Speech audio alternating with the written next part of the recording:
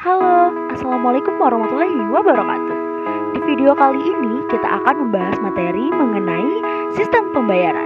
Setelah mempelajari materi ini, teman-teman sekalian dapat menjelaskan tentang pengertian sistem pembayaran dan juga peran bank sentral dalam sistem pembayaran. Siapkan buku dan penanya ya, dan selamat belajar! Teman-teman semua, jika kalian memperhatikan gambar di layar, kalian dapat melihat di sana terdapat uang dan juga beberapa credit card dan debit card. Nah, dalam sistem pembayaran, uang, credit card, dan debit card berperan sebagai alat pembayaran. Baik uang maupun debit card sebagai alat pembayaran tertentu diatur oleh suatu undang-undang, serta diawasi oleh suatu lembaga. Nah, kesemua itulah yang membentuk suatu sistem pembayaran. Sama halnya dengan saluran darah manusia.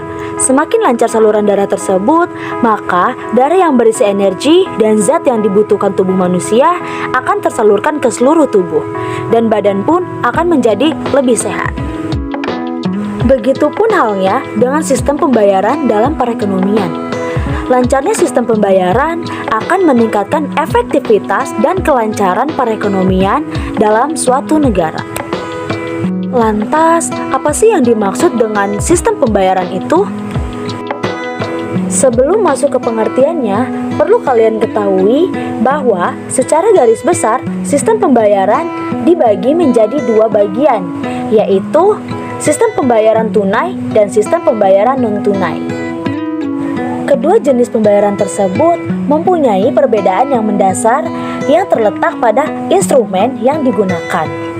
Kalau yang tunai menggunakan uang, sedangkan yang non-tunai menggunakan kartu kredit, cek, giro, maupun uang elektronik. Nah, saat ini sistem pembayaran non-tunai sedang berkembang sangat pesat. Kita dapat melakukan transaksi dengan menggunakan ATM, bahkan dengan bank-bank yang berbeda. Semua lembaga perbankan saling berintegrasi membentuk sistem pembayaran yang cepat dan efisien.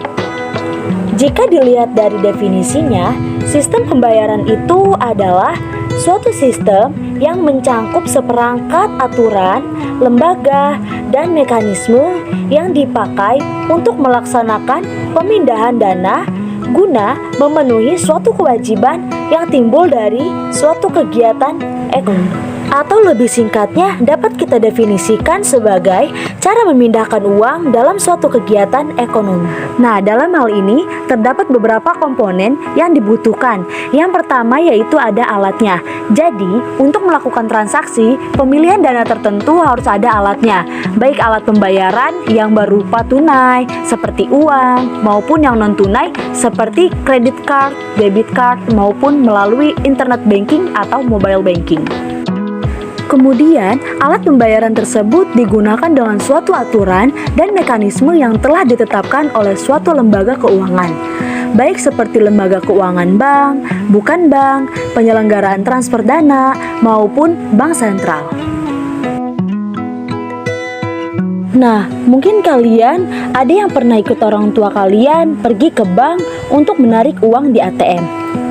Ketika kalian ingin menarik uang di atas 5 juta, maka harus melalui prosedur penarikan di teller terlebih dahulu dan tidak bisa melalui ATM.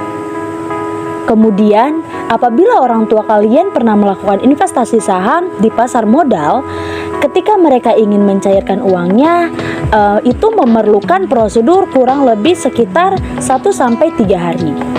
Hal ini dilakukan guna untuk mengatasi resiko-resiko yang mungkin terjadi dalam transaksi keuangan, seperti resiko kredit, indikator, kooperasional, maupun resiko lainnya.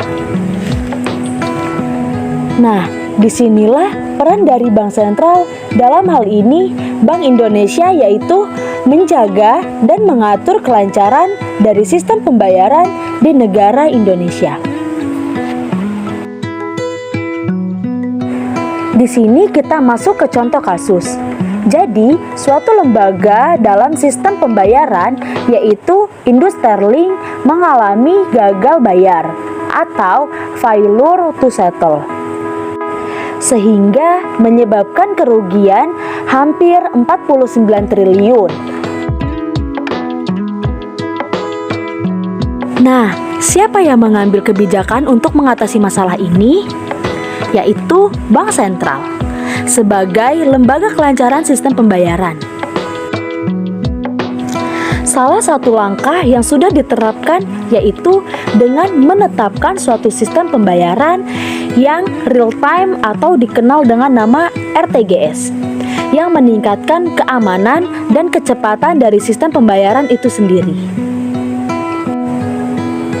Kemudian, Bank Sentral juga melakukan pengawasan sistem pembayaran, memonitoring terhadap sistem, baik dari tahap perencanaan, penilaian terhadap penyelenggaraan sistem pembayaran. Dalam rangka mengatur dan menjaga kelancaran sistem, Bank Indonesia memiliki tugas dan tanggung jawab sebagai satu-satunya lembaga berwenang yang mengeluarkan, mengedarkan uang rupiah, mencabut dan menarik uang, memusnahkan dari peredaran. Nah, hal ini menjawab pertanyaan, kenapa uang-uang zaman dulu yang masih kita miliki tidak bisa kita transaksikan? Hal ini karena uang tersebut sudah ditarik dari peredaran oleh Bank Indonesia sebagai bank sentral. Kemudian, Bank Indonesia juga berwenang untuk melaksanakan dan memberi persetujuan, perjanjian, penyelenggaraan sistem pembayaran, seperti aplikasi-aplikasi pembayaran yang ada di Android. Semua itu sudah mendapat persetujuan dari Bank Indonesia sehingga dapat kita gunakan.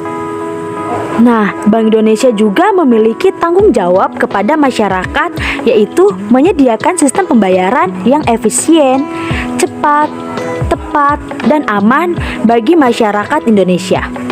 Tanggung jawab tersebut direalisasikan dengan mengawasi setiap penyelenggaraan sistem pembayaran. Jadi, itu ya teman-teman mengenai peran dari Bank Indonesia dalam sistem pembayaran. Kita sebagai masyarakat Indonesia harusnya bersyukur dengan adanya Bank Indonesia, karena transaksi yang kita lakukan terjamin dan juga tidak ada pihak yang dirugikan dalam sistem pembayaran. Nah, sekian materi hari ini. Assalamualaikum warahmatullahi wabarakatuh.